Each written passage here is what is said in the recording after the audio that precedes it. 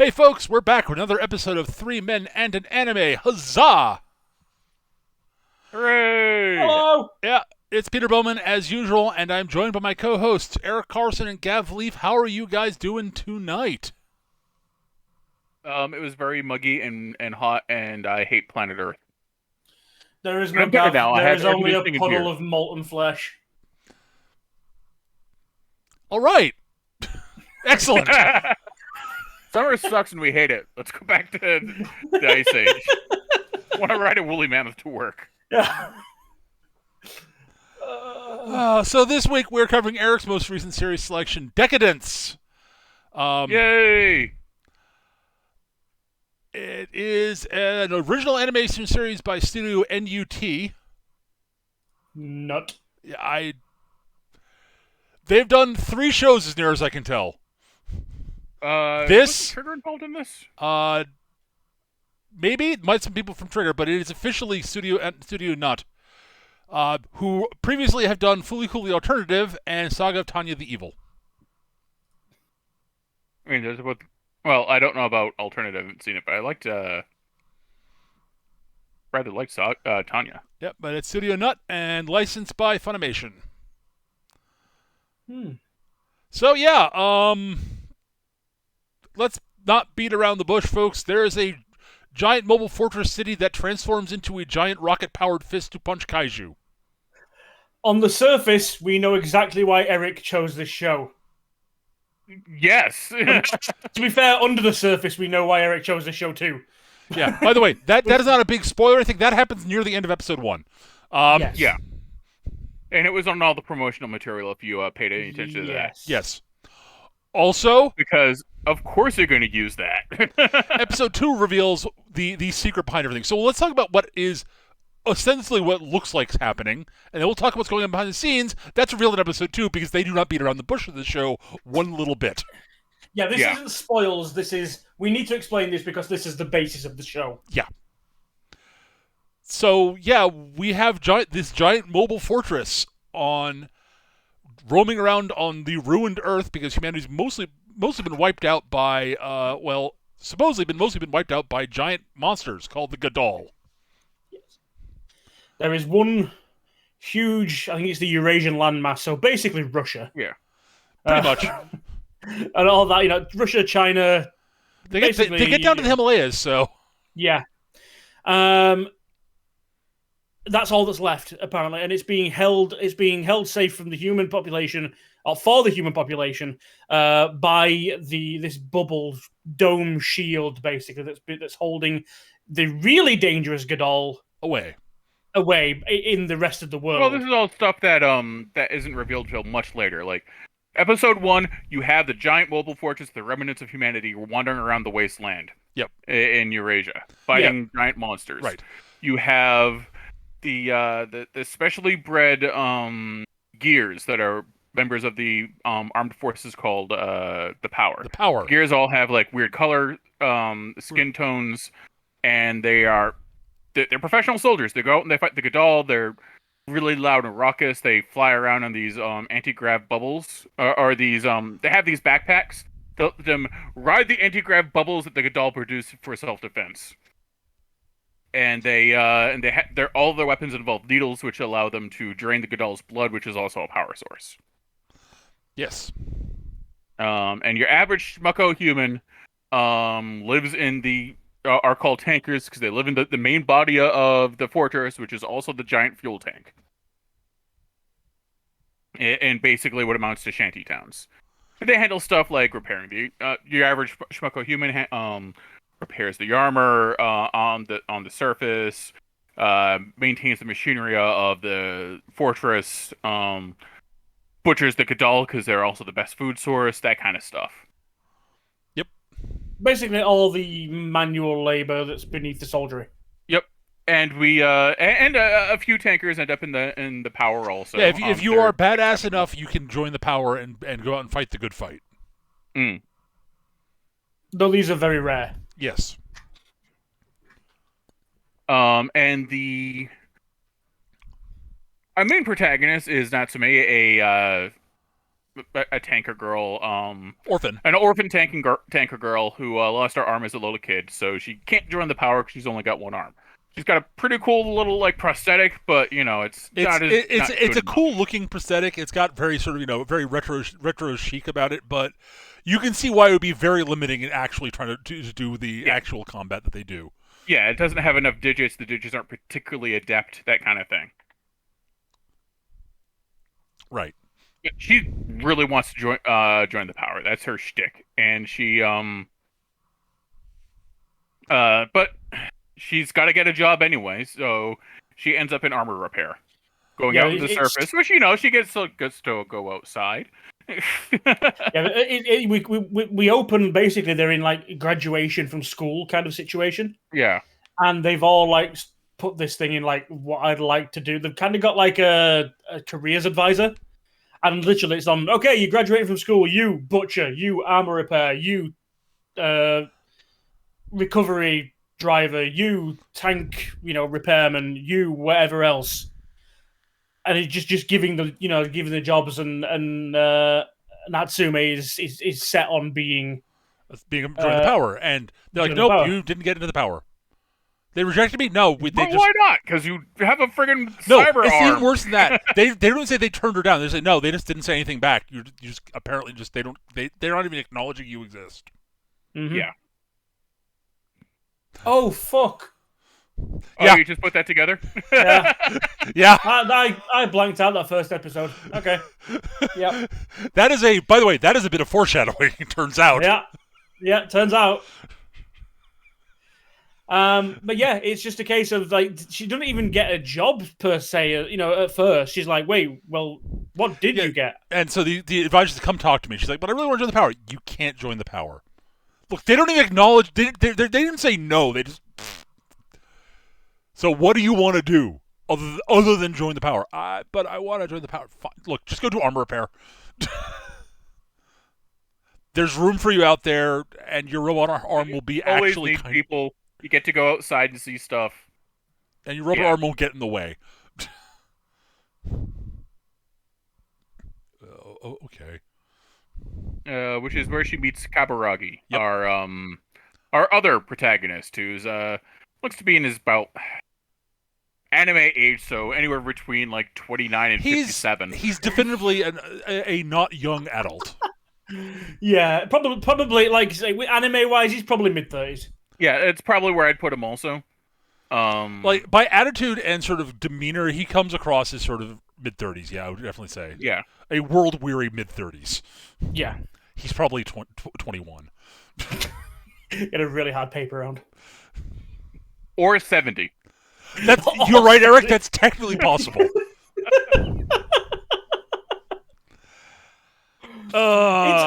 See, this is what happens when you watch too much shonen manga. It's like shonen anime. It's like anyone post 21 might as well be dead. Yeah, or a villain. That's it. So Kaburagi's ends up being her boss, for lack of a better term, foreman. Yeah, but her foreman, for lack of a better term. She refers to him as boss all the time, and she's the fucking new guy. So he's stuck watching her. It's basically what it boils down to. Yep.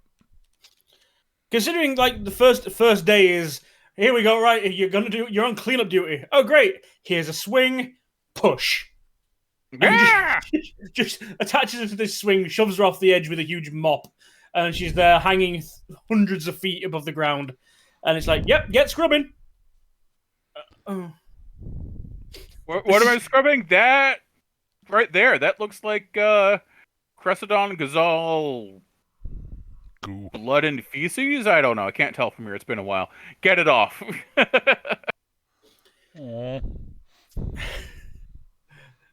And she has to look forward to that being her life going forward. Yeah. And yeah, that's basically episode 1. Yeah, it would be apart from they try episode 1. They try and give us all the facts. So they give us this is life, this is what's happening. Natsumi is our lead. That's the So there are two important The one bits. we're We do see flashback early on to Natsumi as a little kid out with her dad who's doing archaeological stuff. When this is when she gets they get into an accident, and she loses her arm. Yeah. Also, the Deca-Dence is attacked by Gadol, and Natsumi falls off, and Kaburagi has to save her. And Where it turns out he's actually remarkably good at this whole Gears thing. yeah, we find out he's basically it's pretty implied. Yeah, he used to be a member of the Gears, and that's when a giant kaiju-sized one attacks, and Deca-Dence does the rocket fist thing, Which is just fucking awesome. which is an overly long but pretty epic sequence of activating the fist. Like Deca-Dence has this opened it looks like a set of towers, which close into a two-handed fist, wheel into position, and just get launched across the battlefield and just pummel this kaiju in the face. It's pretty awesome. It's pretty awesome. Yeah, And thankfully used very sparingly. Well, yes. Some shows I've seen before would use that every. Oh, no, they would end every episode. They understand the wave. 70s, yeah. They understand the wave motion gun theory. Yes. If this were like the 70s in American, they would use it. It is how they would end every episode. They use it, I think, 4 times, and one of the times it's not effective. Yeah. So you mean they use that as often as wave motion gun is used the entirety of 2199. Yep. In half the episodes. Oh, that's not positive, is it? Actually, no, it's fine. It's fine. It's a rocket fist from a transforming city. It's okay. Yeah. It's a different type of show. I'm just sort of saying. I'm more sort of like, dear Lord, you have a wave motion gun. You only use it 4 times. That is restraint. Yeah. Yeah.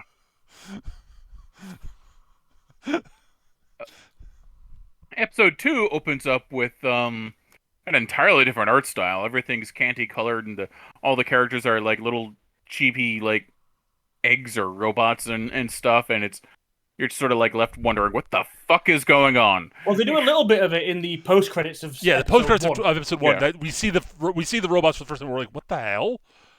And then we find out, those are actually the Gears.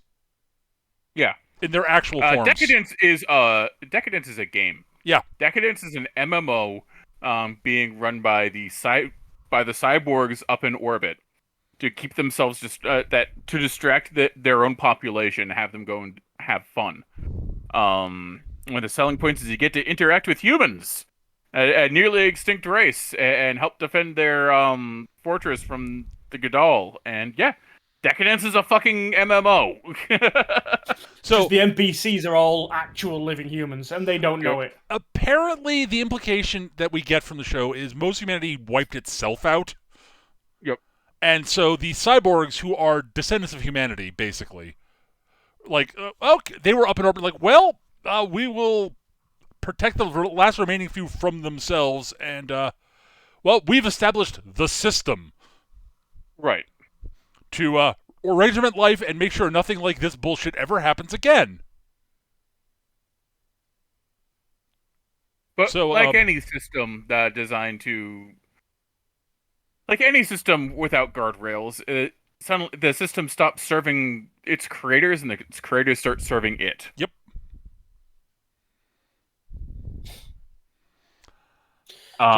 There's a ranking system where the best players at the highest scores become something like celebrities. Kaburagi was one of these. Yep. It turns out the Gadols are basically manufactured. Yep. To be, something for them to fight in the game. Oh yeah, they are mobs designed by the system for the Gears to fight. Yeah, just complete coincidence that their blood is the exact perfect fuel source for not only Deca-Dence but the cyborgs themselves. Yep. So yeah, Kaburagi, this is all backstory for Kaburagi. He's going out to go on a run with some droogs. There's a new guy with them. And the new guy is talking about like wanting to get more power, and one of the shadier members of his group is like, you could always use the hack, and everyone's like, don't use the hack. Don't fucking use the hack. You get caught, you get scrapped. It's over. Don't use the hack. Yeah, Use the hack. They explain. Basically, it's a weird variation on like it's almost like build fighters. They literally like they put their bodies into like an alcove and log into a physically built avatar. Hence why they've all got stupid fucking, Well, they get to customize their avatar themselves to make them look like whatever they want. So of course they're pastel colors and weird shit. Yeah, exactly. They're all pastel. They're all this, that, and the other. They're all covered in ridiculously over the top weaponry. They're MMO players. It's literally like an army of level 100s in WoW with epic level everything walking through fucking Goldshire. The NPC's like, wow, he looks strong. No shit. Looks strong and rich. So yeah, the kid uses the hack, which basically like takes the important bit is that he actually convinces Kaburagi to tell him how to do it. Yeah, so that's the point I was trying to make. Basically, there are safety things involved, so that even though like your avatar might get hurt, it means your body's not going to get hurt. But there's also a response lag to that. You're not quite as responsive as you'd like because you can only move as fast as your avatar can move. If you remove the limiter, you can be more powerful, but you risk doing damage to yourself. This will never come up ever again. Nope, not at all. Popping the limiter basically just drops all the feedback filters. Yeah. Like anything that happens to the avatar, you are going to feel it and go into shock and all that other shit. Safety protocols have been disengaged. Right. And all the top level players know about the hack, how to use the hack. Some of them tweak it a little bit, but no one goes as far as this kid ends up going. Yeah, after he convinces Kaburagi. Kaburagi's like, okay, he says, do it. Fine, I'll tell you to do it. Don't go beyond 20%. Just don't. Go beyond 20%. Not only will it get you killed, it will flag the game police, and we're all fucked. So don't go beyond 20%. Kid goes beyond 20%. Yeah. Because of course, Kaburagi's whole crew gets rounded up because it's actually a capital crime to hack Deca-Dence. Well, the thing that they go on about it is we meet. This is where we meet Hugin and Mugen. Yes. Yep. Munin, sorry. Munin. Hugin is this huge cuboid dude with nothing. All angles, pointy nose, pointy shades. He's straight out of Gurren Lagann. His body is literally just a slab. Yeah. And his whole point, he's not an antivirus on steroids. His catchphrase is, the world must be free of bugs. Anything that doesn't conform to the system, anything that's not correct, anything that he doesn't like is a bug and must be eliminated. And when they say eliminated, it's like you say, the system is no longer worried about protecting the users. The users are now a threat to the system, therefore they must be eliminated. Right. So Kaburagi's crew gets boned. Kaburagi is given an option. You can't be a ranker anymore. You can't go out in raids anymore. Your job is now to to be a bug hunter in Deca-Dence, looking for things that don't bugs in the system. Or you can get scrapped, which is literally like they pull your brain out, which they use for other things. They never explain why, and they turn the rest of you into scrap and recycle you. Mm-hmm. Yeah, they do explain, because of the nature of humans being humans, that humans are also capable of being bugs, i.e. the ones that want to learn a little bit too much about Deca-Dence, the ones that want to get involved in how it operates, or move above their station. They are bugs and must be dealt with. Kaburagi's job is to basically find these guys and pull their chips. Pulling the chip kills them. Yeah. Oh, did we mention everyone's chipped? Everyone's got a chip. No one knows about the chip, well, except for the except for the players in Kaburagi, but none of the schmucko humans know about the chip. And Kaburagi is put it frankly, he's depressed and suicidal. Yeah. Because of his Oh, job. he's given up. Sucks. Yeah. He has given up. He's basically just waiting for his body to run out and die. He's not taking any more Oxyone to fuel himself. He's just waiting for his body's reserves to wear themselves out and just stop. Yeah, they do this thing where they mention that, it shows you them literally like it's, I wouldn't say feeding time, but it's like, everyone gets a dose of Oxyone every now and again, which basically is their fuel source. And he's not been taking his. So he's been on backup reserves and literally it's a weird mindfuck because as a cyborg, he can literally see his estimated operating time ticking down to 0. Yeah. And he's at that point in his life where he's like, good, I'm fucking waiting for it. He's not rebooting, which is apparently a necessary thing that they do too. He's not fueling. He's just fucking around in Deca-Dence in his Kaburagi suit. Yeah. And not even really doing the job that he was sent to do in the first place until... He sort of does it half-heartedly for the most part. He does it half-heartedly when Hugin's on his back. Yeah. Hugin's paying attention. Fine. Natsumi, however, is she's your standard shonen protagonist. Oh, yeah.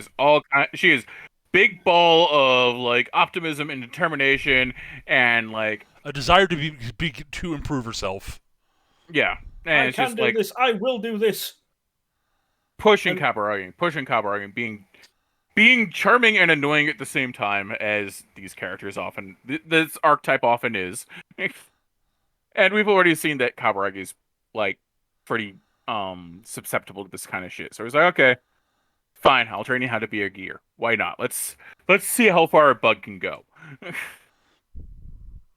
Because he's like, you know what? Fuck it. Why not? What's the worst thing that happen? I get scrapped. Oh well. Oh. Oh no. Yeah, like I'll get scrapped and she'll die, which is going to happen to her anyways at some point if she keeps doing what she's doing. So maybe she'll get it. Let's see if she can be better than what I think she can be. She's got the right attitude for it, at least. He is literally in the point of, if I don't do this, somebody else is going to. Fuck it. I'm going to be dead anyway. One way or another. Might as well have a laugh on the way out and see if we can. Just see if we can change things. And also, it's like, if someone else does it, they won't do it as well as I will. Like, I actually do know my shit. I know how to teach people. Fine. Had to be. Someone else would get it wrong. Yeah. Not that I haven't been playing that game. I'm aware of that scene. I haven't gotten to it yet. So yeah, he also figures out that she's not chipped. Well, he figures out that she's a bug and that she's not registering for some reason. He thinks she's not chipped. Turns out she is chipped. She has a chip. It's just not working. Yeah. It went inactive when she died briefly as a kid during the accident. Yep. They managed to resuscitate her, but the chip never came back online. Yeah, the system is very, very specific. It was literally a case of she died for a couple of minutes and the chip's well, my job is done here. Yep. It's like, wait, do you not think, nope, my job is done here. Good day, sir. Nope. The human is dead. Game over. Dead. Game over. And human said, don't need to report. Flag him, the system is dead, I'm done. So yeah, there's a reason that the power didn't even say no to her. She doesn't exist as far as the system's concerned. Yeah. So she's arguably worse than a bug in a lot of ways. She's a complete anomaly. Yeah. She's a bug the system can't see. Oops. So we have her going out, and we have Kaburagi and her going out and to Gadol Nest, which are totally not tutorial zones at all. not in the least bit. No, not that they instantly respawn at low level just so they can farm them. Yeah, but never too many at a time. Right.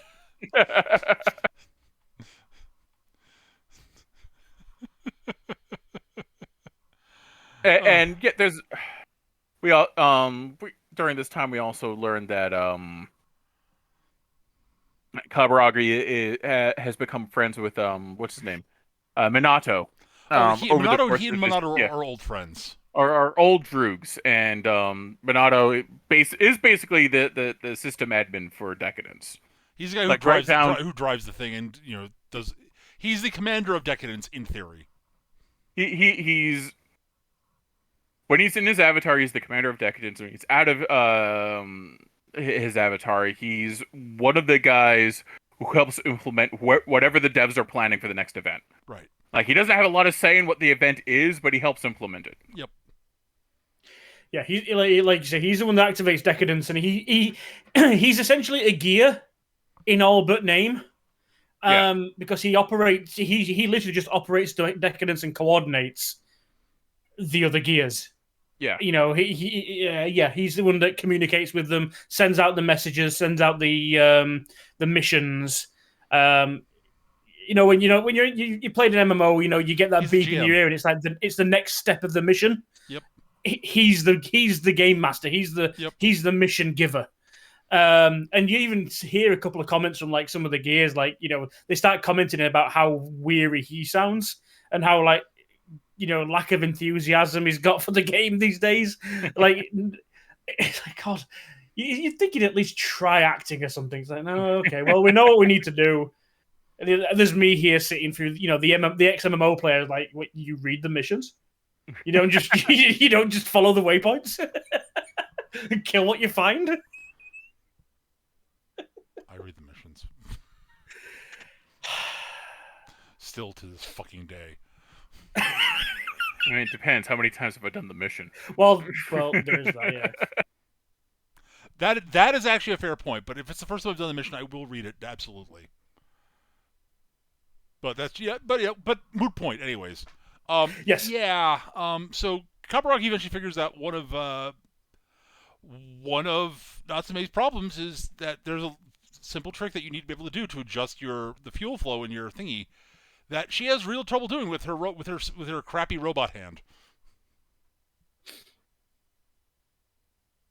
He takes her to a less than legit. He's a backstreet skeezy. Yeah. Parts dealer. Most people go in there for parts for their packs. Yeah. Basically, he's the white tier gear vendor. Yeah.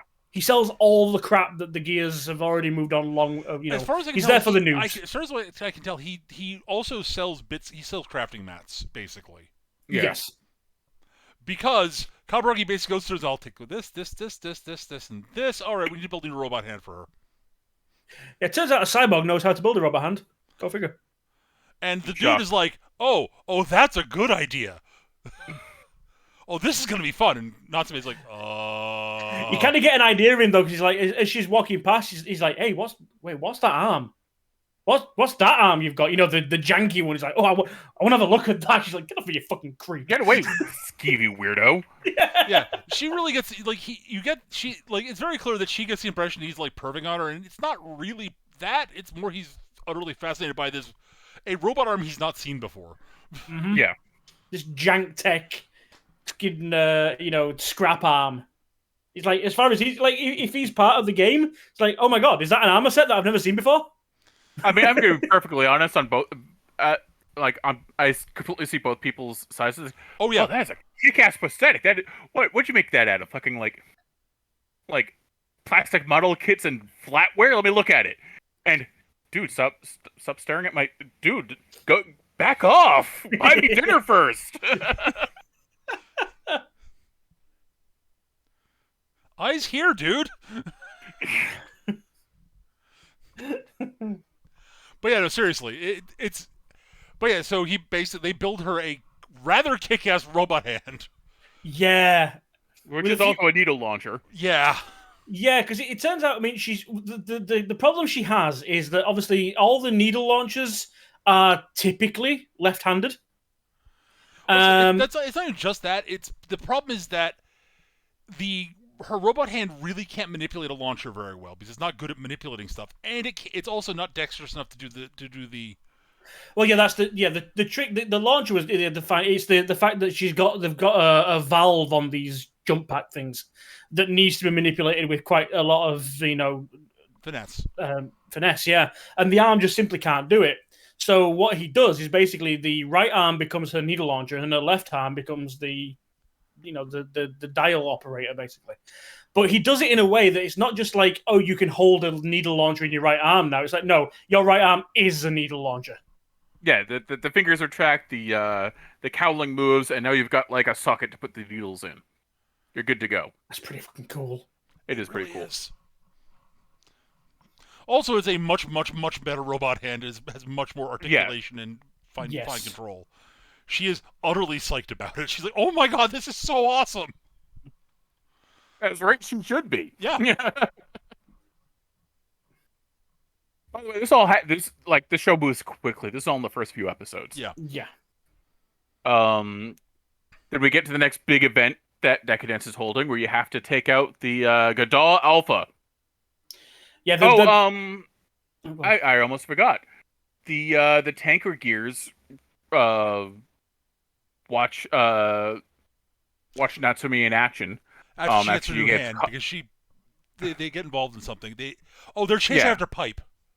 Yeah. Yeah. Pipe is Kabaragi's pet goo monster. It's basically a bugged Gadol that never developed properly, and is now just an affectionate little goo puppy. It's basically what it is. Yeah, he's basically just like a deformed, failed Gadol that somehow ended up being a cute but ugly. Yeah, it is definitely. It's definitely like adorably fugly. Yeah, like it is very much the kind of thing that I would enjoy having. He looks like a pug, but much happier. Yeah, he looks like a pug with like. Yeah, he looks like a pug, but with like slug skin and too many legs. Yeah, and an undying need to get outside. Because obviously, because he's a good dog, he can't let him run free. So he's cooped up in Kabaragi's little house. Even when Kabaragi's logged off, he just keeps him there, and eventually he escapes. I think this is after Natsume's given him like a little cloak. Yeah. She's given him basically like a dog outfit, basically. Basically a doggy outfit, which it seems like everybody buys. It's hilarious. Even then, they can clearly tell that it's not. They still buy it. Like, yeah, whatever. It's cool. It's like when you watch like the old Teenage Mutant Ninja Turtles cartoons, and they just wear like a trench coat and a fedora, and that works. That's basically what this is for Pipe. But yeah, he gets out and he gets into the launch bay where all the gears sort you out from, into one of the tunnels while there's a Gadol attack happening. And Natsume goes from basic rookie, just about got a hang on it, to get the fuck out of the way, I'm murdering everything because I need to save Pipe. I need to save my retarded dog, I'm going to go get him. I shouldn't say that word, but I need to save my idiot dog, I'm going to get out of my way. Oh, but no, he's like this. Yeah, Pipe is just this lovable ball. Yeah. Pipe is adorable, and I would kill everyone on Earth and then myself should anything happen to him. But like, you get this scene of Natsume going into battle like without actually thinking about it, just to save Pipe, and she's shoving experienced gears out the way. It's like, you're in my way, fucking move, taking out Gadol's left, right, and center. And so, like the leader of the human gears, the human power members. I can't remember her name, but she's pretty awesome. She is really awesome. Kurenai, yeah. Yeah, Kurenai. Kurenai's like, holy shit, that chick's good. Who's been established to be Natsume's personal hero. Yes. Yeah, she's Natsume's personal hero, and Kaburagi's actually her personal hero. It turns out. There is a great scene when they actually meet up, and it's like, and Natsume is like, "Oh my god, Kurenai! Oh my god! Oh my god! Oh my god! I just want to say it's such an honor to meet you." And I got She completely nerds out over her. Yeah, and then Kaburagi walks up and slaps her on the back. She's like, "How are you doing?" And Kurenai's like, "Oh my god, Kabu! Oh my." But yeah, the Tanku Gears are like, you're good. Whoever told you you're useless is an idiot. You're really good. You should join up with us. In fact, you're joining up with us. Congratulations, you're drafted. But like Kurenai's like but it's a classic. Oh, I'm just not very good. And Kurenai's like, the fuck you ain't. Like, you're not as good as I am, but almost nobody is. Yeah, you literally just showed up like half of the actual gears. So which unit are you with? Oh, I'm not. I've just started training with the packs.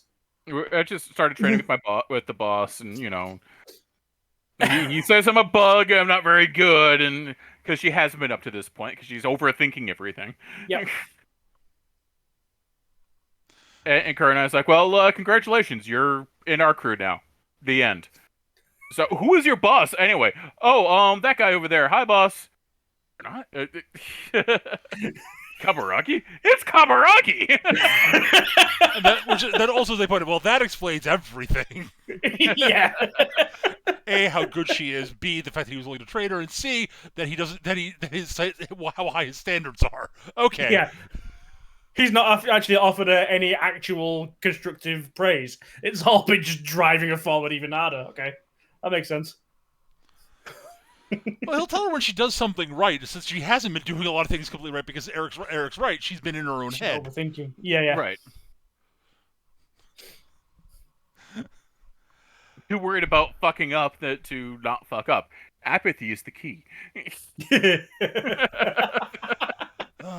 So yeah, she joins up. She ends up joining up. The Kaburagi's like, "Don't you? Fine. You're not ready, kid. You're not ready." And then the next mission's announced, and Kaburagi finds out what's actually behind it, and he's like, don't go." Yeah. Well, the next mission is announced. We found the primary Godal nest. You're gonna go and take out Godal Alpha, which will free the Earth. And Bonato goes to Kaburagi's place up in orbit, where they're adorable chibi robots.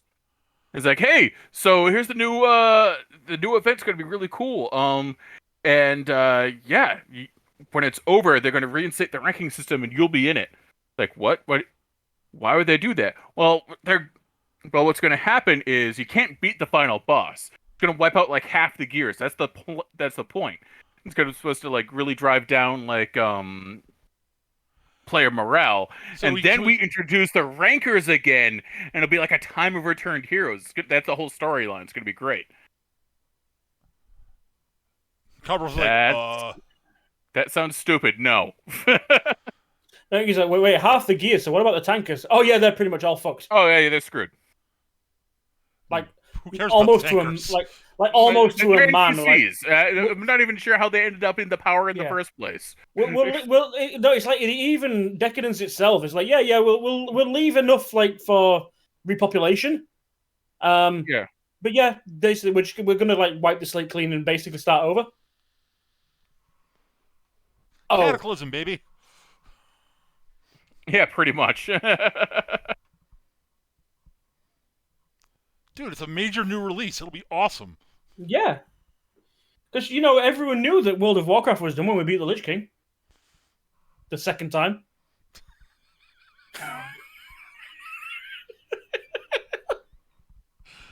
For real old bastards, it's the new game experience from Star Wars Galaxies. Oh, God. Yeah. I wasn't even playing the game, and and I knew about that. Mostly because some of my friends were playing the game, looking at Eric. Yep, right now. and wow, they were upset. Oh, wow. Wow, was Chris pissed. Chris was furious. That stopped him from playing, but he was furious. Yeah. Anyway, back to the subject at hand. Yes. So, Kaburagi goes up to Natsume and he's like, no, you you're not going. You can't go. It's it's just not going to work the way you think it is. It's like, no, but we're going to beat the Gadol Alpha, and we'll free the Earth of the Gadol, and we'll be a usher in a golden age, and everything will be better for everyone forever. It'll be great. That's not how it works. You can't beat the Gadol. What do you mean you can't beat the Gadol? We beat them all the time. They're always going to be Gadol. This is going to go really poorly. Nah, I'm going. Because I'm awesome. So he breaks No, her it's not- jetpack thing, her tank, her pack thing. Yeah. He's like, yeah, no. I'm not gonna let you go get yourself killed. Nope. So she has a Not crisis that- of confidence. And Coronai's like, well, fuck him. Well, Kurna's like, so you're up here to quit? Yeah, this is a pretty rough mission. I understand, like, totally, I totally get it. Like, just one question. So, what made you want to join the power in the first place? She sort of thinks for a minute. She goes, you know what? There are all these high-minded ideals I could give you, but really, it's just I'm sick of being useless. I get to do something in the power. I get to push myself. I get to be more than I was. Oh. So you sure you want to quit? No, I'm on board. Can I borrow some money? Why? Well, kind of Need need a new pack. So they go off, and the Alpha is not a fair fight. No, it's not a fair fight at all. Yeah, it's Kabaragi like comes in to try to save them. It's still going really poorly. He's like, all right, fuck it. They never patched the hack out. Just going nuts and killing the damn thing. He kills the damn thing. I mean, this thing is cheating. It's like it's throwing up a smoke screen for a start, and it has heat vision. No one else does. Yeah, it's already faster than them, and it's showing. It anticipates and it shows an actual intelligence. I Yeah, am it's 95% it's being run by a GM. Yeah, that's what we thought. It's either showing advanced AI because it's actively blocking and removing needles that do manage to hit home and healing from them when they do, and like you say, anticipating and working things out, and it's basically untouchable for pretty much anyone. basically it's it's not a fair fight. You're supposed to lose to it, but because they gave it stats, you can kill it. The old D&D. There's a great conversation between you gave Cthulhu stats. That means we can kill Cthulhu. Kaburagi and Minato are having a conversation, and they're like, "So this final boss thing? Oh, you mean the unkillable Gadol? Yeah. What would happen if I killed it? What do you mean? What do we kill You can't kill it. Just human me theoretically. Well, it crashed the entire storyline. The story. We wouldn't know what to do. You'd completely fuck up everything. Ah, good to know. Okay, good to know.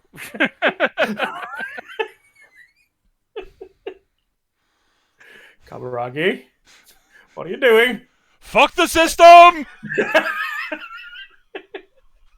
So Kaburagi kills the damn thing. Yeah, he pulls off the limit break, and fucking Minori's in his head like, no, sorry, Minato's like, no. What are you doing? Why? They're going to know, dumbass. Yeah, I know. But fuck the system! We don't even know what'll happen. Hugen like post match, like Hugen actually catches him alone. It's like, so you know what this means, don't you? Yep. The world must be free of bugs. The world needs bugs, asshole. The world will be free enjoy because of bugs. Yeah. Zorch. And Hugen's like, well, fuck. All right. There is one thing that happens, however, before that, which is kind of important. Because he breaks the game, the game decides to let loose a world boss. Because, fuck, we don't know what to do. Oh, right, yeah. Right. And it's important to mention it because it actually does a fair chunk of damage to Deca-Dence, yeah. To Deca-Dence itself. Yeah, damage. It's does... It's an uncalibrated, untested, unbalanced world boss that has completely been unfinished. Yeah, It's completely unfinished and overpowered, which has been released simply because they beat the unbeatable boss.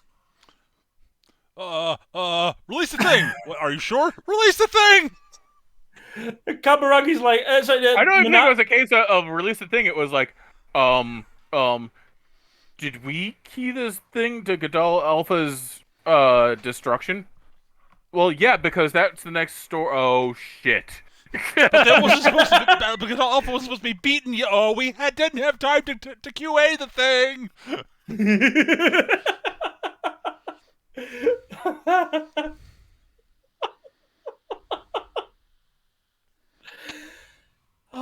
And this thing, the fight between Deca-Dence and the world boss is interspersed with two devs freaking out trying to figure out how to keep the game from destroying Deca-Dence and ruining everything forever.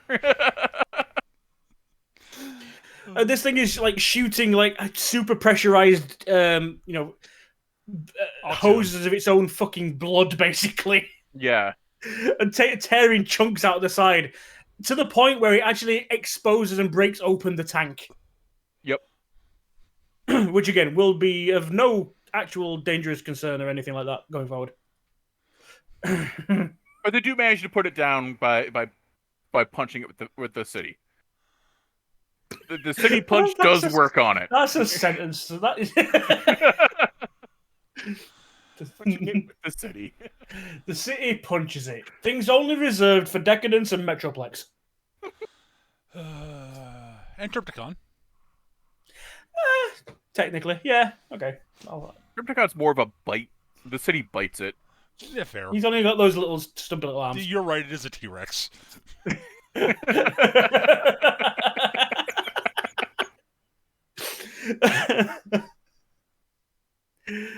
Oh dear.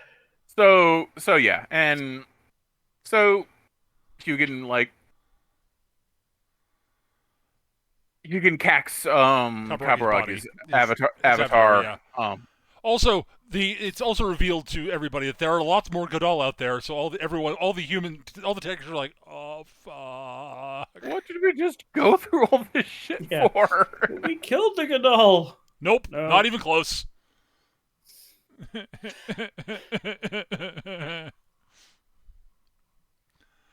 at least there's a hole in the side of Deca-Dence now. Yeah. So Hugin's has Egg Boy Kabaragi in custody. He's like, all right, I'm gonna scrap you and I'm gonna enjoy it because it's been nothing but a pain in my side, I guess. My ass equivalent. for this Ass adjacent. for your entire existence. No, wait, just came down from up above. You're going to bug correction. Oh well, have fun. Apparently bug correction is literally so. Recalcitrant cyborgs or just plain damaged ones go to bug correction, which is literally a shithole. It is a hole filled with Godal shit that they have to process. Yeah. I mean, correction is a strong word. There's no correcting going on here. This is literally, this is where you go because we're not allowed to kill you, but we want to kill you. Where you go where the offense is not considered bad enough to be scrapped, but we need. You might serve a little bit of use. Yeah, providing you can dodge it's the a regularly falling facility crap. in the way that prisons. A poorly run prison is a correctional facility. Yeah. Yes. You got 16 tons. That was technically a company town, but same thing. So, yeah, this is where Kabaragi finds out that the rest of his old crew, except for the guy that blew the limit breaker, he got scrapped. Yeah, he got scrapped. Everyone else just ended up down here. Yep. So Turkey, the shady one, Donatello, the big loud one. Those are the only two that really matter. Yeah. And Jill. I don't know if Jill was part of his crew. Jill was never part of the crew, but Yeah. she ended up down in corrections Yeah. anyway. Jill is awesome. Jill is Jill awesome. might be the best character in the whole show. You know who Jill is? She's Janine. Yeah, Jill is absolutely Janine. Yeah. She is all acid sarcasm and sardonic wit, and is brightly colored cycloptic egg.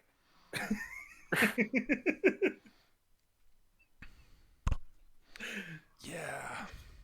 Oh dear. Yeah. So this is where we kind of have a break from the real world. Kinda, we until you find out where they are. We cut back to Natsumi a few times through and what she's doing and how she's handling things.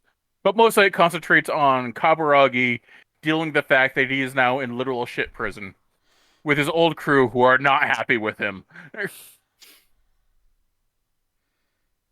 We meet Sarkozy, who is basically... in every prison movie, there's that one old dude that makes bathtub hooch. Yep. That's Sarkozy. With a little side of McGucket from Old Man McGucket from Gravity Falls. Just not the super genius inventor. Absolutely. Yes. Yeah. Just sort of the attitude. Well, golly, Donatello's basically running the gang, I guess you could call it. Yeah. The on the side underground operations for the prison.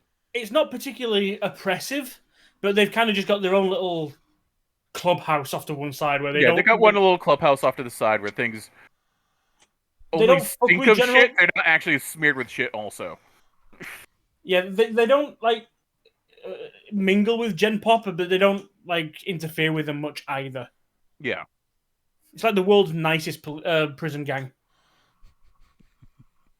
Almost, they just don't want to have to be stuck like shoveling shit all day. Almost as if. Yeah. Turns out Jill's got a way to spoof an account and log into Deca-Dence, which is how she ended up in the gang. Donatello's cyborg body is like a 12-foot tall, like purple space orc. I mean, his human body is not much different. Well, he's got less of the pointy teeth and bucket jaw. Yeah. In cyborg form, he has a cannon for an arm. In human form, he has an extendable fucking whip arm. Yeah.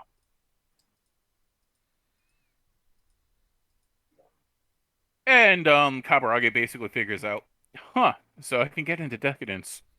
Means I can check on Natsumi. And we can rip the fucking system. He doesn't actually get the, like, we could rip the fucking system. He mostly just wants to check up on her, make sure she's not dead. And she's not. Gets in a brawl with Donatello over the ability to log in, which earns Donatello's respect again. Because they don't... He doesn't beat him, but he doesn't lose, and that's as good. Yep. But so he gets a spoofed account. He goes and like finds Natsumi. Natsumi, of course, doesn't recognize him because it's a spoofed account. Different looking avatar. Also, Natsume has managed to rally the tankers who start repairing Deca-Dence.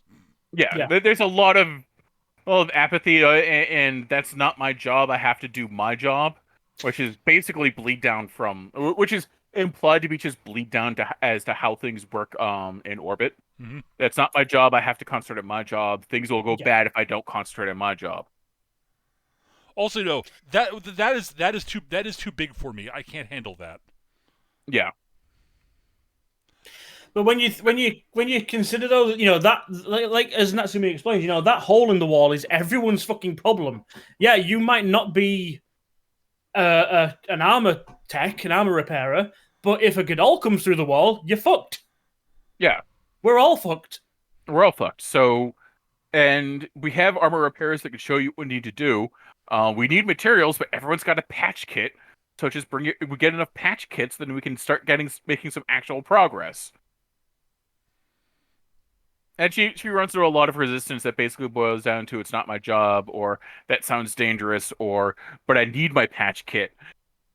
And she gets very dejected until the end of the day when, like, everyone basically like had been stewing in her like admonitions and whatnot, and it's just like, okay, well, yeah. she didn't really admonish most of them. She was mostly just positive and explaining how things could be better. Yes. And they're all like, fuck, she's right. God damn it. Her message of hope and optimism has leaked through my cynicism. Shit. How dare she? Fucking cute kids with cyber arms. God damn it.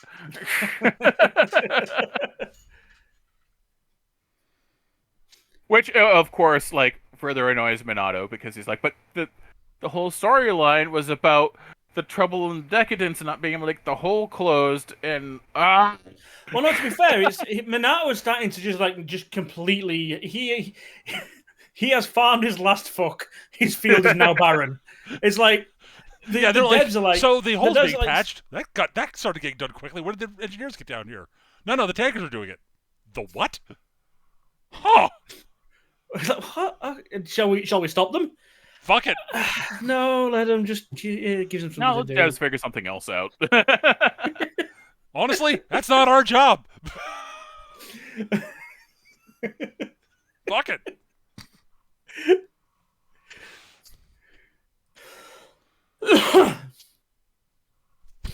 And then that's meanwhile, for bug QA.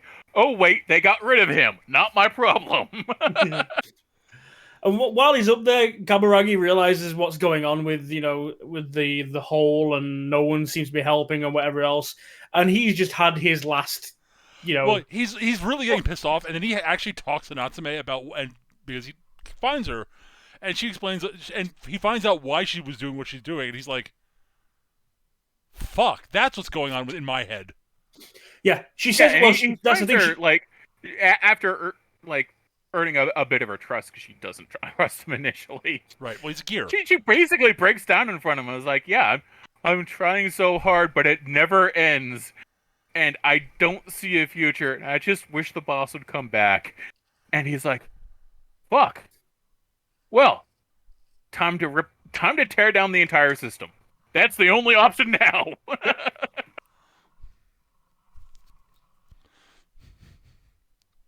So he comes up with a cunning plan to tear down the entire system. Well, he comes up with an outline of a plan. Jill fills in the actual details. Yeah, Jill comes up with the actual plan. Yeah, he goes, here's what I want to do. How do we do that? Jill goes, well, actually, I know how to do that. Well, here's what that's impossible. Here's what we're going to do. Everyone says, that's impossible. And Jill's like, technically, no. Yeah. It's like, here's what we're going to do. That's stupid, Natsume. Or Kaburagi. No. We can do it because Jill's like, because you can do this, this, and this. It's still stupid, but it would work. But I mean, why would we want to tear down the system? Jill's like, well, because the system really fucking sucks. I know. I used to work for it. The system sucks. I know. I helped build it. It blows ass. Yeah, turns out she actually helped build the system and pointed out the ways. The reason she doubted, she pointed out the ways. Well, this is actually going to be a problem going forward. No, it's not. Yeah, it's really like you guys need to not screw over everybody. Okay, fine. All right, guess I'm a bug now. Fine, I'll go shovel shit. This is gonna come and bite you in the ass eventually. You know it. No, it won't. No, it won't. Okay. Perpetual growth forever, baby.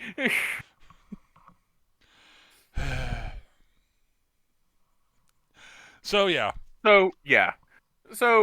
But she's like, the big stumbling block is she's like, so the problem is like getting into the facility from the Deca-Dence end because the good old breeding plant, it's got a field that basically kills anyone chipped. Basically, it'll shut down your chip if you go through, and that will kill a human. Yeah, it'll kill a human and shut down an avatar.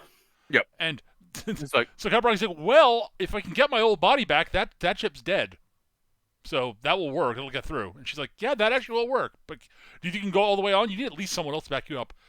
Yeah, I think I know. I got it. I got a tanker friend. She's gonna die. No, she won't. Fine, whatever. I don't care. Here's our big heist to go get your old body.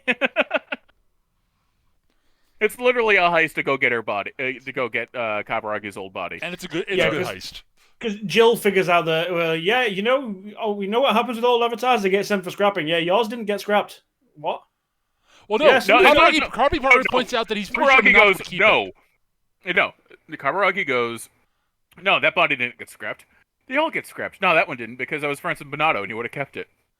No, there's no way he would have done that. Donatello goes, yeah, he totally would have. Turkey goes, that's such a Bonato thing to do. Yeah. Okay, so let's assuming it's here. How do we get it? It also takes Jill all of a 10-second conversation with Minato to find out where it is. She calls him up. She gets Kabaragi to call him up and question him about the body. No, she calls him. She calls him herself, but she's spoofing the call so he can't trace it. Right, and asks him about an old avatar. Hint, hint, wink, wink. And he's like, I don't know what you mean. She goes, I must have the incorrect information. Like the second she logs off the call, he goes into the system and how does she know about this? I'd best shuffle things around. And she's already hacked into the system. Yeah, he's so predictable. Okay, so I've got the number. So good. Jill's great.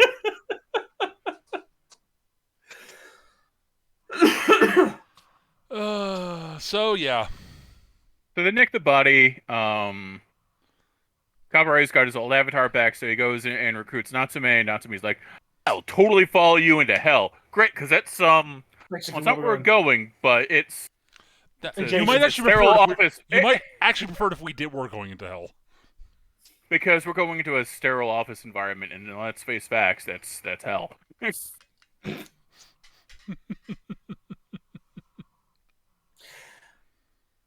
don't know if it's specifically at this point they mention it, but this is also where we realize that all the androids that we've been following in the shithole have actually already been on Earth the entire time. Yeah, the shithole is directly beneath the Godol factory. Yeah, at the bottom of the lake that the Godol factory's on. Yeah, I think it's mentioned the first time they send him down to the shit prison. It's like there's the shit prison. It's where all the Godol shit is processed from the breeding facility. The breeding facility is on top of a lake. You're under the lake. There is no escape. Your job is to shovel shit. So yeah, and thus basically once he's recruited her, Hugin is tracking her down because he's figured out that she exists at this point and has got her in his sights. At which point Kabaragi shows up and kills that avatar of Hugin's. Yep. They need to, meanwhile, Donatello and Jill have started a prison riot to distract the game police. Yep. And Turkey turns out is a snitch. Yeah. Which you totally couldn't see coming just by the look of his avatar. And by his dialogue. And his, and everything. They didn't so much telegraph it as it was actually it was flat out foreshadowing. I mean, they didn't want to hide it. They wanted you to say, he's going to betray them. Look, he betrayed them. Curse your inevitable betrayal. Yes. He drags Sark down with him because Sarkozy just wants to help out and be a good guy, but he kind of sucks at everything. And he kind of fucked up during the heist. Yeah. And Turkey's like, so when this riot happens, they're going to kill everyone. If we tell them ahead of time about exactly how it goes, it means they can employ countermeasures to keep as many people alive as possible. You'll be a hero. I get to be a hero. Because Turkey's smart enough to need a fall guy. Yep. And eventually, unsurprisingly, the prison riot eventually goes bad. They got a bunch of good plans to overcome the game police, but because they've been tipped off, eventually their response to that is ahead of schedule. And everybody starts dying. And Sarkozy's very upset. We'll get to back to that in a minute. But Sarkozy has a realization. Basically, Turkey eventually reveals to him, no, I'm selling you out too, because you thought I was going to help you? Dude, we're not friends. You're a patsy. Oh. Oh, well, I guess you're going in the shithole and then exploding. Wait, if everything I've done doesn't matter. Wait. And he thinks about like what Kaburagi said about pushing past his limits, which he largely got from Natsume, and he's like, you know what? Fuck it. I got nothing to lose at this point. I mean, I'm literally bleeding out. I caught a shot from the game cops. Fuck it. If I'm going out, I'm going out like a motherfucking boss. Yes. Because fuck he blows up the facility basically. There's a giant pit in the middle where the half-processed shit goes. Half-processed shit is flammable. He throws turkey in there. Then he overclocks his own system, so he's throwing off sparks and jumps in. Boom. Big shaped charge up into the bottom of the production facility. Which takes out the reactor. Yep. Which takes out the last of the security, and which allows Natsume and Kaburagi to activate the Gadol genocide system, which kills every Gadol on the planet, including poor Pipe. Aww. This is where I kill everyone on Earth and then myself. Yeah, they don't show it, but I mean, like literally, as they hit the button for the genocide system, like all the Gadol just start to dissolve. Like literally, they just part in black. Like, and Kaburagi's last words before hitting the plunger is, "I'm sorry, Pipe." Yep. You literally see them before they set off. He gives Pipe like a full bowl of food and water, just make sure he's happy, and closes the door. Just says goodbye and closes the door on him. It's like, and we never see Pipe again. Yeah. It's like, oh. We see killed the dog. They killed the dog. We see his empty doggy sweater later on in a later episode. That's all we see of Pipe from then on. In the facility, they also have a pet bug Gadol, which they mistreat a lot, and I presume is used for quality assurance. Probably. But it's bugged, so it doesn't die instantly, and lays eggs in one of the avatars, running the facility as it tries to escape the now exploding facility. Egg hatches, and it eats the other avatars. Then it eats other things, and it keeps eating. It gets really fucking big. Yeah, you just see like this shape moving across an old battlefield, and these gears bodies just start to get like hooks hit them and just drag them off, and you just hear the crunching, and then it's like, oh, it's carrion feeding on everything it can find. And meanwhile, the survivors of the prison riot nick a car and are tooling across the battlefield to an old wreck Deca-Dence fortress from a previous build of the game that live now.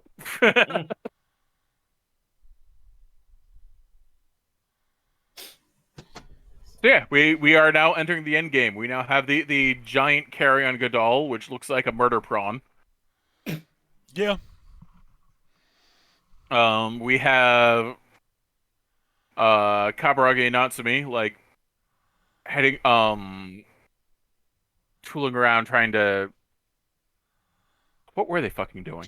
Well, initially, Kaburagi went back to check on Natsume. They went back together because they were still in, Kaburagi still in his human form.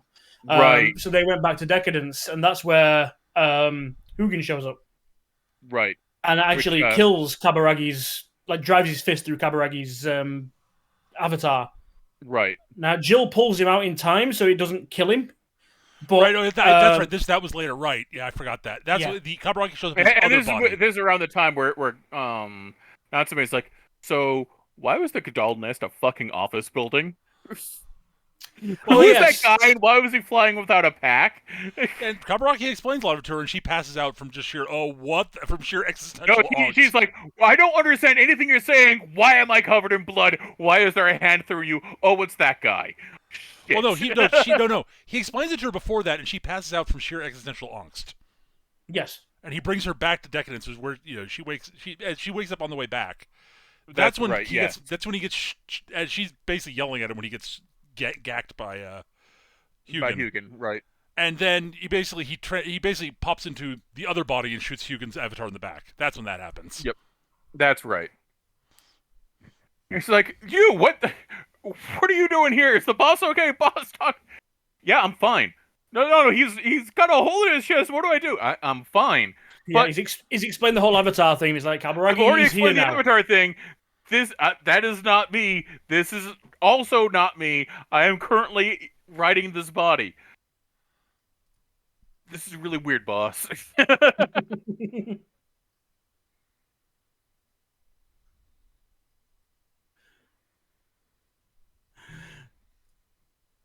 But yeah, the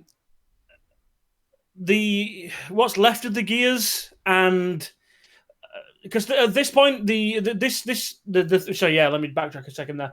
So this murder prawn, this Gadol that's approaching. The problem with that thing is it's also not chipped because it's a newborn, essentially. Meaning that they have no control over it. It doesn't obey any of the Gadol rules. It's not been programmed to do anything other than essentially feed and attack. Not been programmed at all. It's running on pure instinct. Yeah. And no one knows what to do. And at this point, the system is like, nah, fuck this. I've given up with the antivirus and the troubleshooting. We're just gonna Alt F4 start from scratch. Yeah, pretty much. And they threaten to basically collapse the protective dome, which turns out isn't so much a protective dome and more of it's like a force bubble, which if they really need to, can just collapse it down and squash everything into. I think the phrase they use is squash you, Deca-Dence, the Gadols, and everything in it into no space at all. Yep. Oops. Yeah. So if you'd please just log off, we'll be shutting down Deca-Dence in so much time. It is a great Thank you bit. for playing the game. Yeah. Everybody's like, the Deca-Dence has suffered a fatal error. We'll be closing down shortly. Please log off. And then I think it's Jill gets message out that there's this new unbeatable world boss that's like nothing we've ever seen before. And back up Minato's like, why is everyone logging on? Why are accounts that haven't been on in 3 years logging on? Well, part of it is they're shutting down Deca-Dence. I got to get back in before it shuts down. Yep.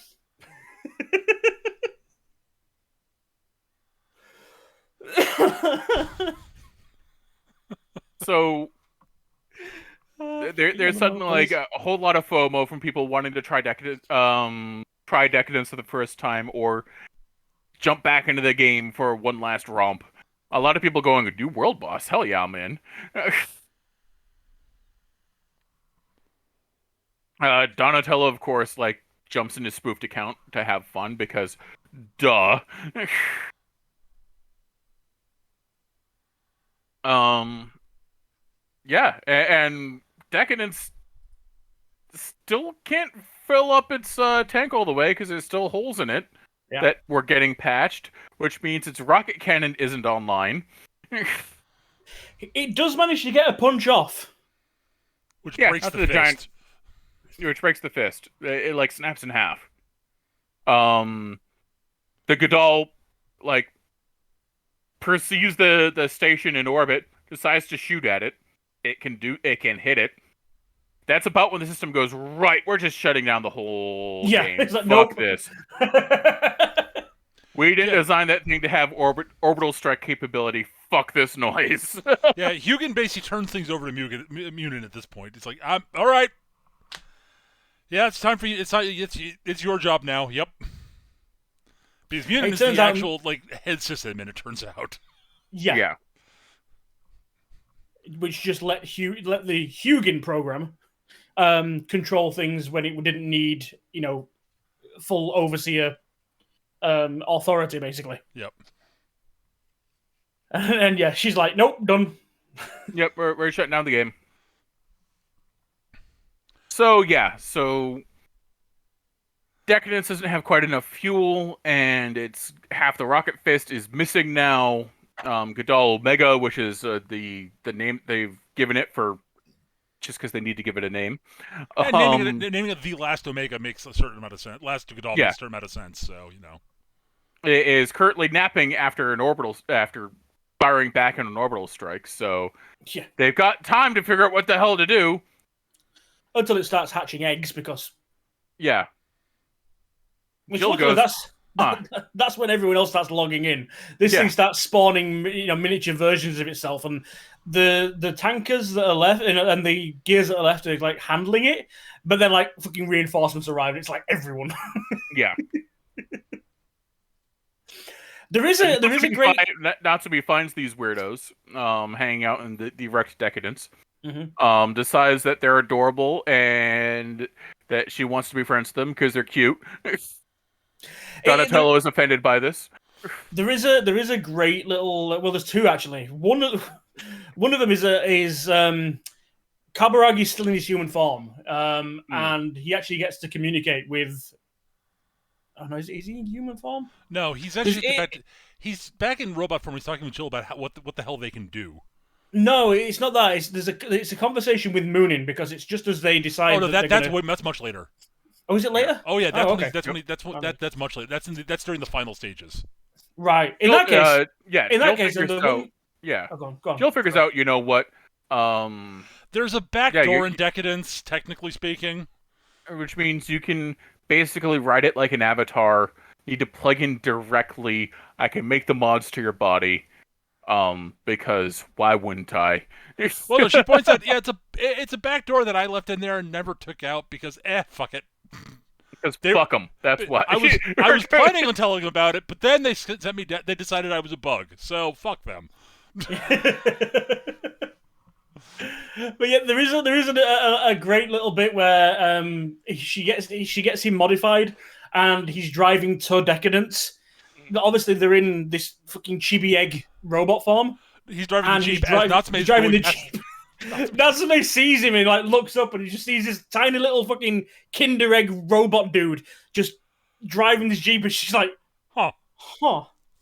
That was weird. That was seemed to come from over there. I'm gonna go over there. and Natsume meets all these chibi egg robots now. And she's like, "Oh my god, you're so weird." It's like, do you all look like this? She goes, and Jill's like, yeah, pretty much we all look like this, apart from the ones that look like him. And points at Donatello, who's this huge hulking fucking warbot. Yeah, who's currently logged into Decadence, so he's not perceiving anything. Yeah, and Natsume's like, oh my god, this is amazing, and she's geeking out and freaking out about, oh, you look so cool. Oh, what can you do? Do you have any abilities? Like, I mean, you're lighting up. And Jill's just like looking at Natsume and goes, nah, makes sense. Everything makes sense now.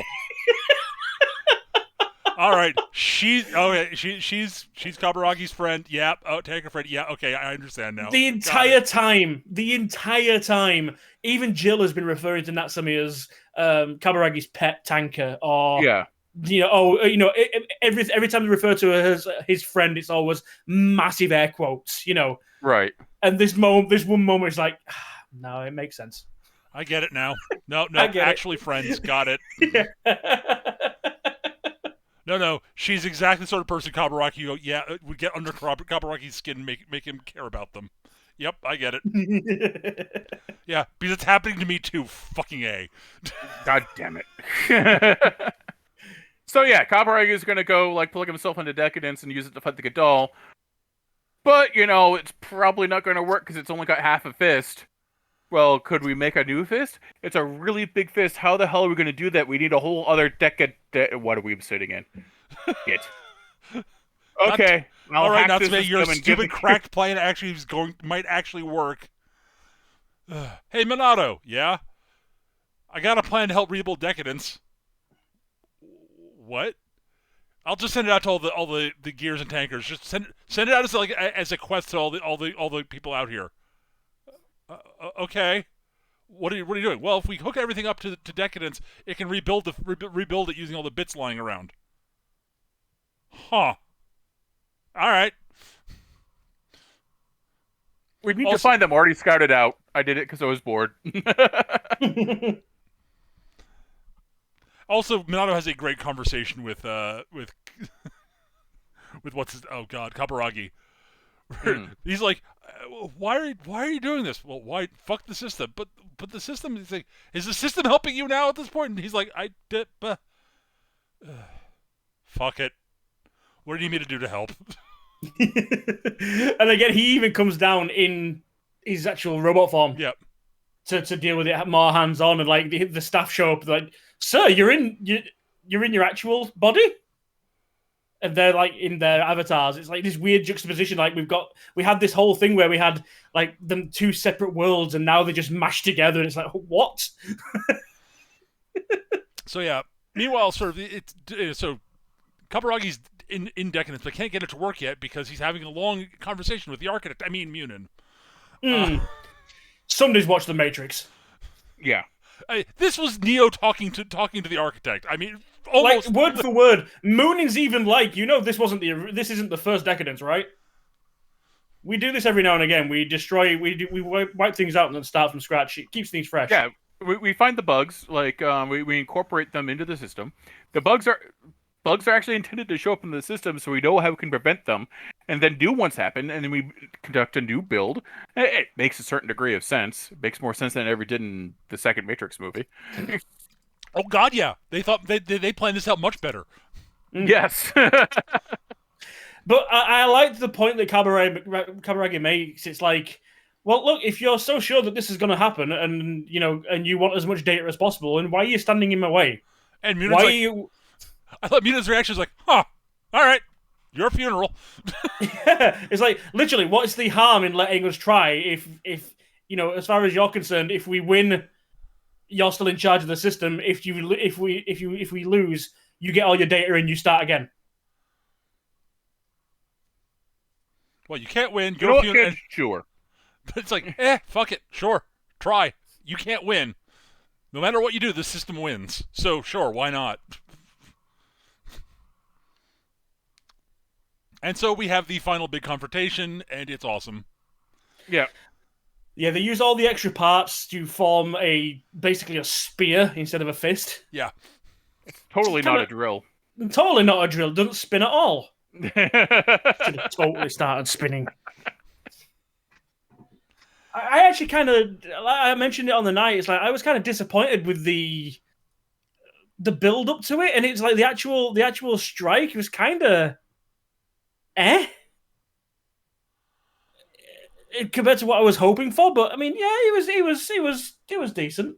It wasn't Gurren Lagann. I mean, it was there. Gurren Lagann references like peppered throughout this. Oh sure, but you're not gonna top giant robots hurling galaxies at each other. Number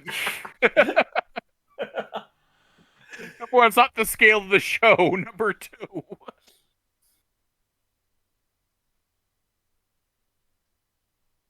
I thought it was fine personally. It was restrained, which the whole show was kind of restrained. Yeah, the show is exactly enough bonkers for me to really love it without like jumping the shark. Yeah, shall we say? Now you can jump the shark and make it work. You just have to commit to it and put rocket boosters on your bike. Don't say that because that's when you get Darling in the Franxx. But they did. The problem is they had the rocket boosters facing the wrong way, Gav. I mean, this is the thing. I mean, we know this is done by Studio Nut, but I don't know if there was any Trigger involvement.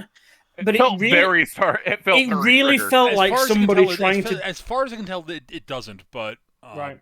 It really felt like somebody trying to do Trigger, but not quite having Trigger's balls. To just say, fuck it, we're Trigger.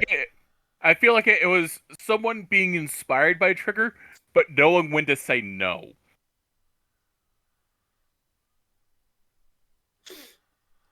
Like that was more how I got from it. Like, no, this is too dumb even for a Trigger show. Will not do this. Well, particularly with like early Trigger was like, this is too dumb even for us. How can we make it dumber? Yes. Wow, this is dumb. More. Which Mom, sometimes works, sometimes doesn't. Yeah. And I say this with the greatest amount of love, like, with the exception of Darling the Franks, I've liked every Trigger show I've seen. So Trigger and pre-Trigger, the guys that went on to make Trigger, the Gynax guys. Yep. But at any rate. But yeah, back to this show. So then we get basically the epilogue, basically. The system did get kind of torn down, sort of. Well, yeah, a new, better, more equitable system is in place. Yes. It's still the system. The system but is still new, there. Better, more equitable one. Yes. It's worked out a compromise. It's the trope of any system-based sort of thing. If you can convince the system that it was wrong or an alternative that is more beneficial to it, it will take that alternative. So Minato is now running the game. He's the full admin of the game. It is not under system control, at least not directly.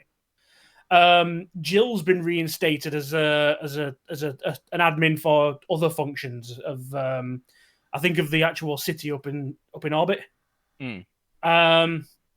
The androids are now cyborgs are now mingling down on Earth in their human bodies with the tankers. Well, they're in their robot bodies a fair bit too. Like that's what I meant. Sorry, that's what I meant. With their natural, shall we say, natural bodies. You can go down in an avatar if you want to, and they've created a civilization building simulator game.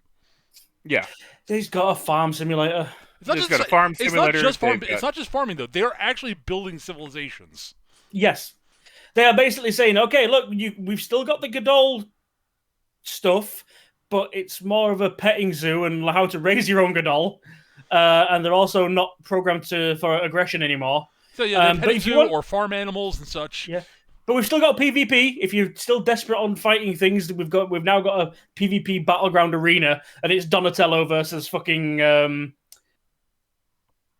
Kurenai in the pit. Well, they've got two different things. They've got the pure sport and then the battle arena, which is it's American Gladiators basically. Yeah, they've got the sport one is basically Blitzball. Yeah, using the anti-grav stuff. And there's the farming simulator, the building simulator. You can go off into the wastelands and explore. Yeah. Yep. Which is where Natsumi's found her calling. Her calling. She's out. She's a tour guide. Turned into Inspector Gadget. That too, yes. She now has a helicopter thing in her robot arm, which is fucking awesome. She doesn't need the needle gun anymore. Yeah. And then, well, we get to we should point out that in the final strike, Kaburagi dies. He dies. He full releases his limiters. He full releases his limiters. He burns out his core. He's dead. Yeah, they actually find his body in the remains of Deca-Dence, and it's like literally his body's like torn, rent open. His eyepiece is shattered. You see the LEDs behind going out. He's done. Dead. But he's a cyborg, so not quite that dead. As, someone gives Jill her old palm top from that they found out in the wasteland. I wonder what happened to this thing. And Minato's like, "What are all those files?" Well, this is that thing. What's that one there? What was that? Is that the thing I was doing when I was like, I remember that. When I was working on Kaburagi's body to set him up to play Deca-Dence, I was working on making a backup of his core just in case. Oh, I forgot all about that. For 3 years. Oh, right. Yeah, well, she didn't have her palm top. It was a moot point. She simply got crushed under a rock or something. And she's like explaining the files, like, yeah, that's the combustion rate of Godol feces. That's Sarkozy's old liquor formula. This is how to train your Donatello. This is that's right. I remember that one. I remember that one. Yeah. Oh God. But yeah, so yeah, it turns out the last thing we see is basically Kaburagi walking up towards Natsume. Yeah. I mean, we can't see that it's him because he's backlit. The silhouette is his old avatar. It's clearly him. She looks and squints in the sunlight. You see her get a big smile, like by her reaction, it's clearly him. End credits, and then we get a little shot of a camera shot in the mirror of her basically diving and glomping him. It's great. Yeah. So, yay! And that's Deca-Dence. I mean, yeah. We've left out bits here and there that are actually really cool, but that's the sort of long and short of the show. We left out a lot of stuff, but that's basically the show. Yeah. So, I guess final thoughts? Gav, then me, then Eric. Sure. This is your choice, Eric. Sounds good. Yeah, I mean, look, I actually did really enjoy this. I thought, like we said, stylistically, it is very Trigger-ish, but for me, that's the thing. It's the ish. You kind of, like I say, from my point of view, I kind of expected it to reach for that higher rung, even if it wasn't fucking there, and leap for it anyway. But it never really did. It just kind of got to a nice little plateau and then kind of stayed there, which is not even in of itself a bad thing. I just think there was. It's good. There was room for more, I think, personally. Even one just big, what is it, Sakuga? Well, just one big over the top, like, fuck it, end of the show moment. It just kind of wasn't there. Other than that, though, the show is great. I liked it. The premise is pretty cool. A little bit jarring at the first when they do the first, like, jump to the chibi cyborg variants, because it is really jarring how, like, completely different. It's like watching Attack on Titan and Steven Universe mashed together. Or something like that. And it's like, okay. But you get used to it, and again, it goes through. The only real negative as such that I would probably take away is, and this is maybe a little bit unfair, but we watched it in the English sub. No, well, actually, we did. We technically watched the sub. There were subs on it too, yes, but we watched the English dub of it, yeah. And Kabaragi's voice actor, I'm sure he was following the direction, fine, but he just sucked the energy out of any of the lines. Every line he delivered was kind of in a standard monotone like this. Even when he was just, upset. It worked. The way he was performing worked really well for about 2/3 of the show, where he is very world-weary and ground down. Yeah. But even when the action's getting over the top and out of place and, and real stakes are on the line, he's still basically just talking like this the whole time. He's shouting at people to get out of the way and saying things really, with great gravitas, and his voice never fucking changes the entire fucking time. It's like, dude, I know you're playing a robot, but Christ, emote. He did emote some, but he mostly emoted down the scale as opposed to up. As I said, he did a really good job for about 2/3 of it, I think, but he just never hit the emotion. Yeah, he never like But it's like, he was great for 2/3 of it, like Peter said, but he never. Comes a point where the character becomes much more impassioned about what's going on, and he never quite reaches that point that you feel in the character. Like in most cases, like he decides to do something over the top and big, and you never get an excitement from it. His only reaction is, yeah. It's like cool, fucking play it cool kind of all the time, and it actually, we got a laugh out at the end because we were saying, Kaburagi, like towards the end of the show, it would have been much better if Kaburagi was played by somebody like who did Kamina? Kamina from Gurren Lagann. That'd be great. We checked the voice actors afterwards. In Japanese, he's played by Kamina. The guy Kamina plays him in the Japanese. Like, I was completely like, holy fucking hell! What? And in comparison, like I say, not to knock him, it's not an easy profession in the voice acting biz. But this was his first lead role, at least according to IMDb. So, not to knock him, and I've got a sneaky suspicion the direction had a big part to play in it. It's possible, yeah. But yeah, just so much low key energy. While meanwhile, you've got all these other characters working alongside them that are just so expressive and alive and vibrant. Yeah, Like even Minato, even the other robots have more like outbursts. Jill, who is Madame Sardonic, the entire time, she has more expressive outbursts than him, and he's in every episode. But yeah, that's literally. I'm focusing on that so much because that is literally my only negative. It is a nitpick, but there it is. Yeah. No, yeah, I really like the show. Also, it was a lot of fun. I'm really glad we got around.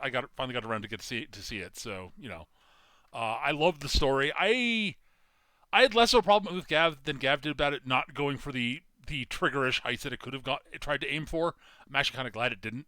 Uh, I think the show. I don't think the show would have worked if they'd actually gone particularly any more insane than they did. Honestly, just because the high concept of the robots in and of themselves was sufficient bizarre weirdness that I think it actually going further would have, I think, undermined the actual story they were telling on top of it.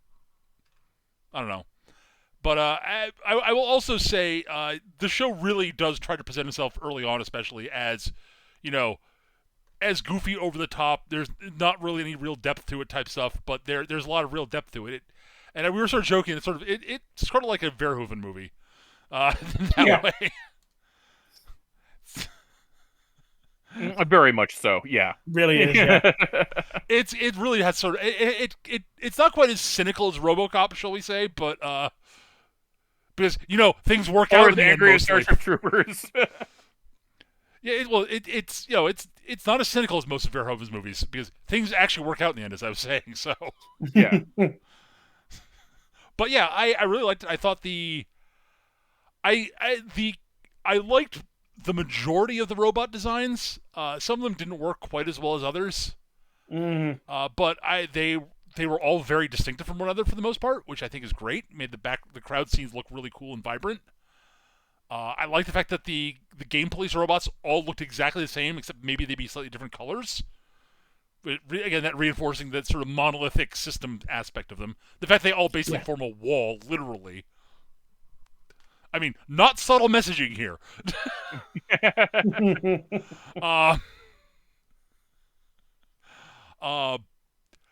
God, Hugin's human avatar form was fucking perfect. Yes. Yeah. Like, holy cow. Somehow managed to translate that exact square block pointy head into a believable human form. Yeah. It still moves in sort of a weirdly unnatural, at once very quick and adept, but also kind of clumsy and mechanical way. It's really well done. It's very, very well done. Yeah. And also he has the world's ugliest fucking crow. Yep. Yeah. Well, yes, Moonin. I mean, well, yeah. Honestly, the reveal Moonin being the head sort of sysadmin was it was very predictable, but also they really should have foreshadowed it a bit better. When it happens, oh yeah, of course, but it really wasn't. That wasn't really that wasn't set up as well as it could have been. That's sort of my minor complaint. Fair enough. But overall, really good show and good story. I got no real complaints. I think some of the voice acting could have been better, but I'm not one of the people really good at nitpicking that unless it's particularly atrocious. And this was not atrocious. Nothing was bad. Nothing was really bad. Some was just sort of mildly disappointing. I think is sort of boils down to the voice acting.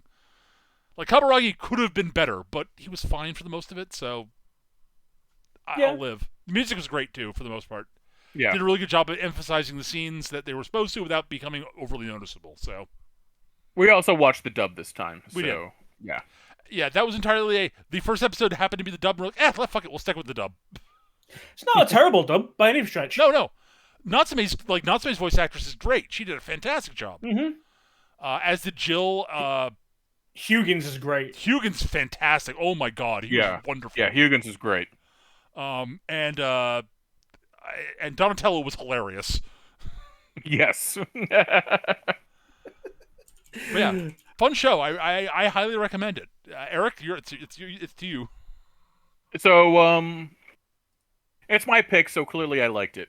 This show basically is scientifically designed to just have me mainline.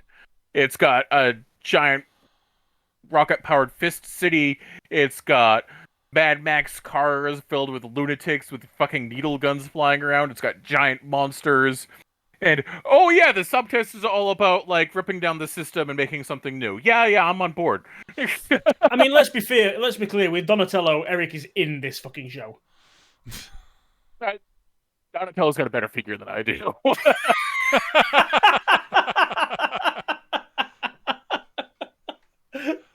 And I've never had a mohawk once in my life. But yeah, no, the animation's great. It's very jarring the first time you go into like candy pastel cyborg land. And it's very much candy pastel, like Cal Arts to the nines, versus standard anime like post-apocalyptic fun times. But I'm a sucker for sudden changes in animation styles, so that's a plus as far as I'm concerned. Both styles are executed very well, and when they actually start integrating the two styles and having characters from both worlds effectively in the same scene, it works a lot better than you'd think it would. I really enjoy all of the characters. I watched this initially as it was coming out, as it was airing in Japanese. Oh, God. So right, there's that one episode, the end of episode, the next last episode. Yeah, where I shouted "fuck you" show. It literally does the rallying cry to battle. The doors open, show ends. Yep. Yeah, there may have been a "fuck you" show.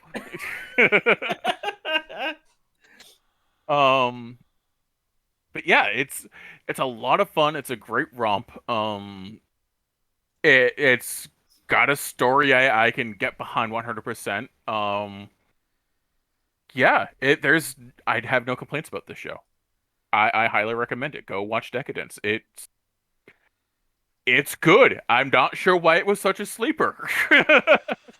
I mean, did you see the season it came out in? Okay, fair enough. Yeah, that would explain it.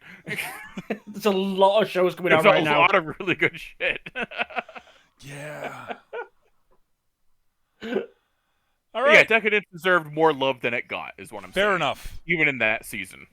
So. Yeah. So that Deca-Dence, I think that's a rousing 3 thumbs up from us. Yep. Yeah. What a surprise. Shocking. I know. It's so rare that we all agree and like the shows we cover in the show. Yeah. I mean, it wasn't my pick, so of course we liked it. We've all picked something that not everybody's loved. Okay. Konosuba's a masterpiece. Fight me. At any rate, so Gav, you have the next series selection.